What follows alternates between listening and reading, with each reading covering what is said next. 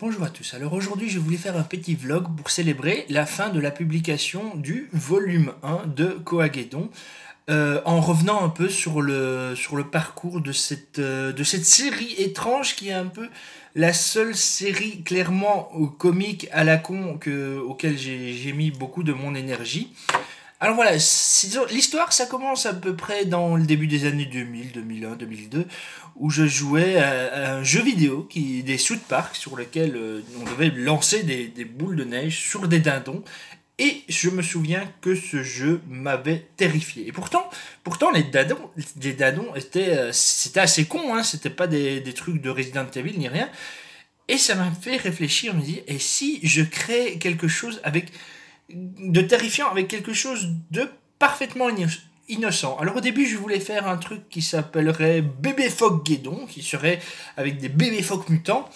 Puis je me suis dit, ça tient pas bien en bouche. Et puis j'ai pensé à des koalas. Les koalas, je me dis, c'est très mignon. Et j'en ai fait des créatures totalement détestables dans ces bouquins-là. Alors j'ai d'abord pensé, je me dis, bah oui, je vais faire des créatures détestables. Et puis je me suis dit, bah, je vais faire une intrigue dans le genre complexe, dans le genre Independence Day, Mars Attack, avec plusieurs personnages et tout, qui agirait de façon très sérieuse face à une menace totalement à la con, à savoir les koalas. Et donc voilà, c'est comme ça qu'est né tout simplement Koagedon. Et puis il y a un moment dans la première version que j'ai fait, les koalas envahissent le monde. Ils envahissent le monde et le président, qui en fait était un Furby à l'époque, enfin, c'est une histoire compliquée, parce que je partais dans des délires un peu. Il s'est dit, il faut éviter que les gens se rendent compte que les koalas les envahissent, donc on va les rendre cool. Et donc ils ont fait des trucs marketing avec des peluches koalas, des jeux vidéo koalas où il fallait dégommer. Et puis là je me suis dit, un jeu vidéo, imaginons un jeu vidéo avec des koalas, où ce serait le seul ennemi, genre Doom et tout, ce serait facile à créer et tout. Et donc, je me souviens à l'époque, maintenant il faut me croire sur parole, parce que je vous avoue, j'ai essayé de revoir mes anciennes boîtes mail.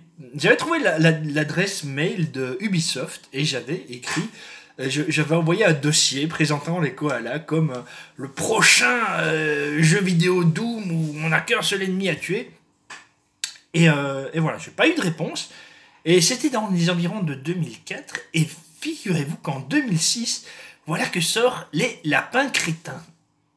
Par Ubisoft, justement. Alors, je suis peut-être paranoïaque, hein, mais je me dis que peut-être il y a quelqu'un qui a reçu mon mail, qui a trouvé l'idée intéressante, qui a supprimé le côté sexuel ou violent ou des koalas pour en faire ces créatures que l'on connaît et qu'on aime, entre guillemets. Je pense pas que. Donc, potentiellement, je serais le créateur des lapins crétins. Je ne suis pas sûr. J'aime à le croire. Je veux dire, je pense que ce serait pas la première fois que des gens s'attribuent des idées.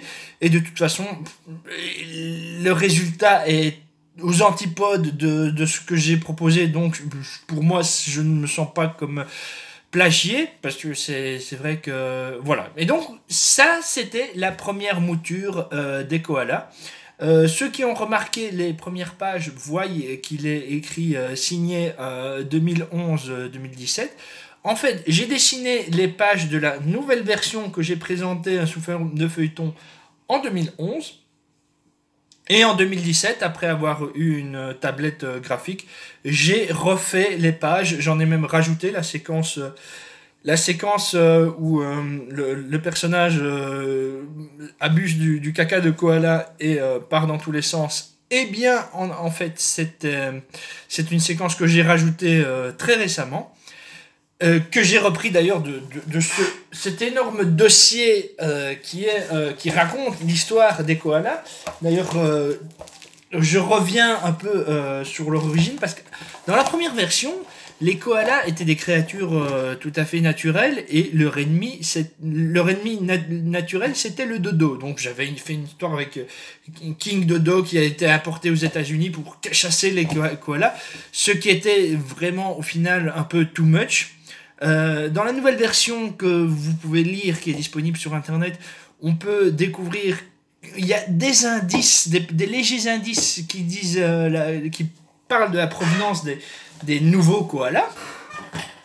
Et bon, ceux qui ont lu la pentalogie de l'absolution, des koalas, il ne reste que le guano. Le guano de koala, parce que la merde de koala est psychotrope et hallucinogène. Et évidemment, je reprends cette idée de guano dans la pathologie de l'absolution pour remplacer le shit. Bah là, c'est pas le shit, c'est le guano. Je trouvais ça juste marrant de faire des clins d'œil à des univers qui sont un peu aux antipodes l'un de l'autre. Je sais pas s'il y aura une suite à Koagedon. Ça, c'est vraiment l'avenir seul nous le dira. Elle est déjà écrite, mais je sais pas si j'ai envie de la mettre en application parce que c'est quand même très très con. Et donc voilà l'univers des koalas. J'espère qu'il vous a plu.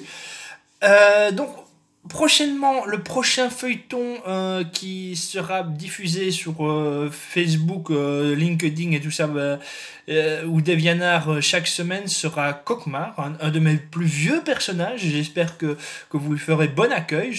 C'est vraiment un personnage qui me tient à cœur et j'ai décidé d'en faire un album tous les 10 ans pour que ce soit vraiment le truc attendu, vraiment le truc... le nouveau Kokmar. Et voilà, par respect pour mon œuvre, voilà, j'espère que ça vous aura instruit. Ne faites pas, si vous me croyez, ne faites pas de procès à Ubisoft. Je pense que c'est normal de piquer les idées, de s'inspirer moi-même. Comme j'ai dit, le Koagedon, ça provient d'un mélange de Mars Attack, Independence Day et du jeu vidéo des South Park. Donc quelque part, les idées appartiennent un peu à qui sait en faire quelque chose. Et voilà, donc je vous fais tous des gros bisous, je vous souhaite probablement des bonnes fêtes, parce que je ne sais pas si je ferai beaucoup de vlogs entre-temps.